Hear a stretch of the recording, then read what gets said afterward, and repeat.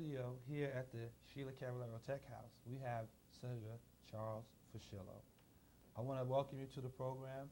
And there's a situation that I want to ask you about because the EOC has had basically a rally for Fred Brewington is spearheading a case to create another Senate or have the senatorial districts redone. Right. And out of that, it appears that our district would be taken out of your district. Mm-hmm. Now, I don't know how many people have heard me say this, but I don't know if I could support somebody else other than you, because since the Democrats have been in office, they have really gave black people the hand jive. And I know you know what that term means, the hand jive. And I'm saying, I've told a lot of people, I just can't support people just because, oh, it's going to be a black district, so boom, let's go for that. How do you feel as a person who's doing great works, whose reputation is impeccable when it comes to funding organizations? How do you feel when they use the race card to just say, you're doing everything perfect, but you're not a black guy? Right. You know, how does that make you feel? I'm not happy with the lawsuit, and I'll tell you why. I take great pride in all the communities I represent. You know, my district starts in Baldwin Harbor, and then I go east. I have Baldwin Harbor, I have Freeport, I have Roosevelt, Merrick, North Merrick, a little bit of East Meadow, Wantagh, Seaford, Massapequa. It's like the train, you know, if I was like a conductor on the train. Okay. Massapequa Park, Farmingdale, and I go into Suffolk County with North Amityville, the Babylon area, Copiague, Lindenhurst, North Lindenhurst. I'm all down giant. there. It's a big district. But you try to best meet the needs of the residents wherever you are, and each community is very diverse economically and socially, very different. They have different needs. My answer to you is, how do you think I'm representing this community? Myself, I feel that when you're a reporter, you don't trust what people tell you. You trust the word on the street. The words on the street is that you're excellent, an excellent senator. Well, let me tell you, whether it's supporting your organization, the schools, the churches here, individuals, helping constituents' needs, we're there. We're meeting the needs. Look, you know, it was no easy task to have the state come in and myself and Assemblywoman Earlene Hooper draft legislation to get rid of the school board here, to have the state take over the first time in the history of New York State, take over the educational system. But it was done because it was done in the best interest of the children of this community, to give them hope and opportunity when they leave the Roosevelt School District. It's about serving the needs. It's not playing the race card. This is about helping constituents, whether it's in the Roosevelt community or any other community that I represent, to the best of my ability.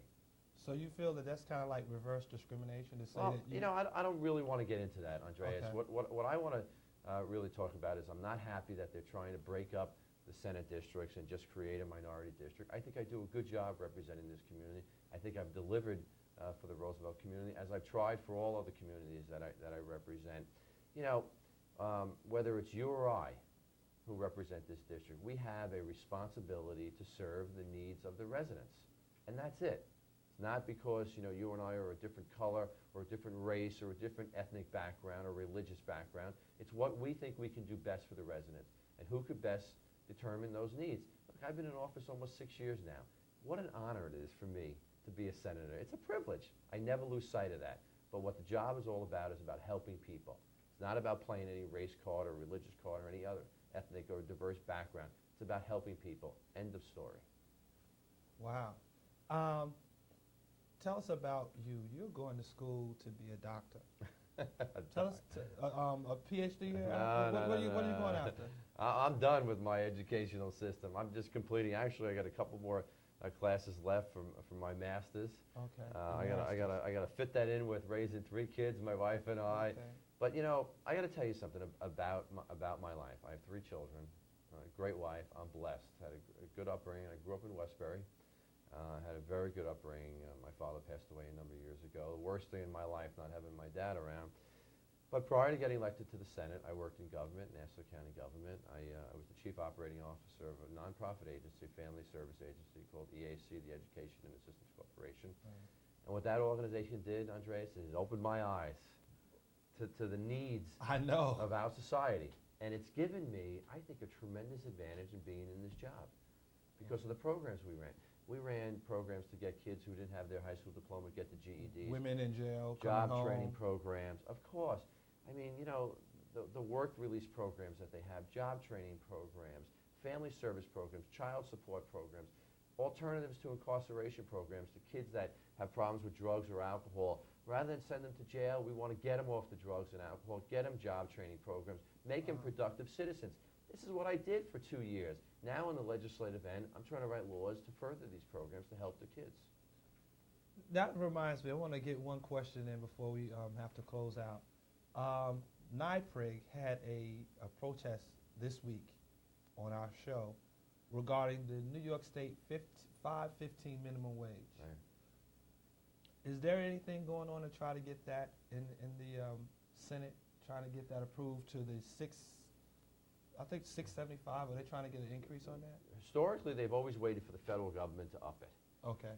We're going to go into into next year's session, 2004 legislative session, and that's got to be a major issue we have to deal with from the onset to see how we can best create greater economic opportunities. And if it's through minimum wage or if it's just through job opportunities, something we have to do. Okay.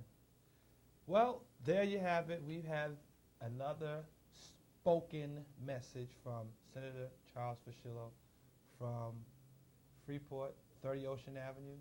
Anything that you would like to tell your constituents before we close out? Any way I can help anybody in this community or whoever else is watching this show, just call my office at 546-4100. I'm located on South Ocean Avenue in Freeport.